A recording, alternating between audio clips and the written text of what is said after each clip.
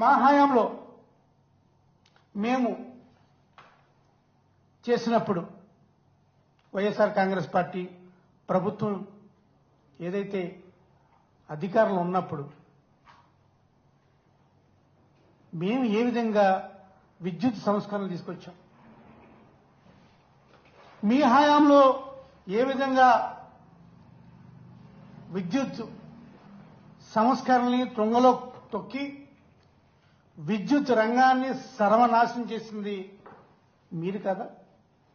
ఒకసారి చంద్రబాబు నాయుడు గారు విద్యుత్ రంగానికి ఏం చేశారు, ఎలాగా తుంగలో తొక్కారు, ఎలాగ విద్యుత్ రంగాన్ని నాశనం చేశారని ఒక్కసారి చూద్దాం. 2014 నుంచి 19 వరకు ఆయన ముఖ్యమంత్రిగా ఉన్నప్పుడు ఈ రాష్ట్రం ఏర్పడిన తర్వాత అవసరం లేకపోయినా సరే అధిక ధరలు వెచ్చించి పవర్ పర్చేజ్ అగ్రిమెంట్లు పీపీఏలు చంద్రబాబు నాయుడు గారు చేసుకున్నారు. అది సోలార్ సెక్టర్లో చేసుకుంటున్నారు, విండ్ పవర్లో చేసుకున్నారు. సోలార్ సెక్టర్లో అయితే 35 పీపీఏలు చేసుకున్నారు. అదేవిధంగా విండ్ పవర్కి వచ్చేటప్పటికి ఏకంగా 133 పీపీఏలు చేసుకున్న ఘన చరిత్ర చంద్రబాబు నాయుడు గారు. మరి ఆ పీపీఏ ద్వారా విండ్ పవర్లో పీపీఏ ద్వారా యూనిట్కి పవర్ పర్చేజ్ అగ్రిమెంట్ ప్రకారం ఒక యూనిట్కి సగటున ₹4.84. మేము అధికారంలోకి వచ్చిన తర్వాత, వైఎస్ఆర్ కాంగ్రెస్ పార్టీ అధికారంలోకి వచ్చిన తర్వాత మేము సెకీ ద్వారా కేవలం ₹2.49 సగటున పవర్ అగ్రిమెంటు రాష్ట్ర ప్రభుత్వం కేంద్ర ప్రభుత్వంతో చేసుకుంది. మీరేం చేశారు?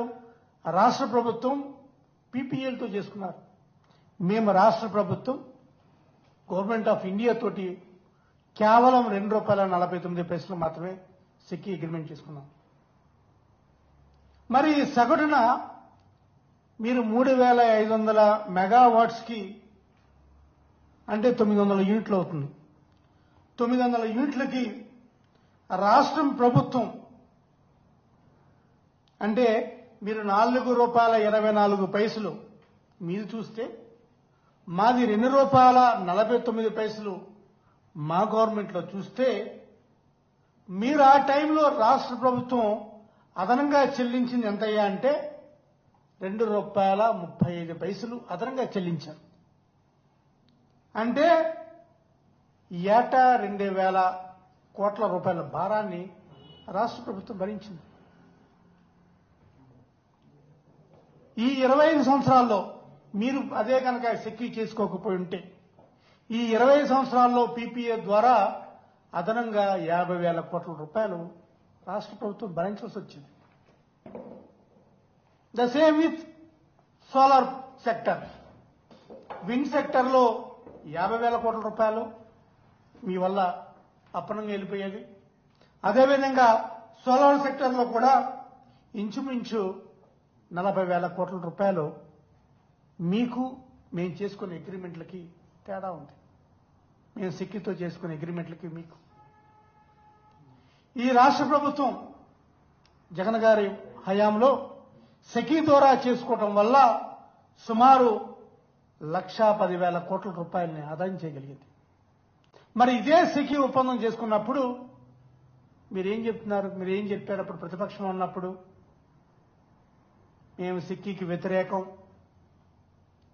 అసలు జగన్ గారు గవర్నమెంట్లో సెకీ అదాని కుమ్మక్కైపోయింది అని చెప్పి మీరు వీధి పోరాటాలు చేశారు కదా. వీధి పోరాటాలు చేసి మరి మళ్ళీ అదే సెకీ ఒప్పందం కరెక్ట్ ఒప్పందం అని చెప్పి మళ్ళీ సెకీతోనే కంటిన్యూ అవుతున్నారు కదా. దీన్ని బట్టి ఏంటి మీరు పీపీఏలు ఎందుకు చేసుకున్నారు? పీపీఏల ద్వారా మీరు ఎంత ప్రభుత్వం మీద ప్రజల మీద భారం మోపించాలని కదా. ఇక మీ ఛార్జీల విషయంకి వస్తే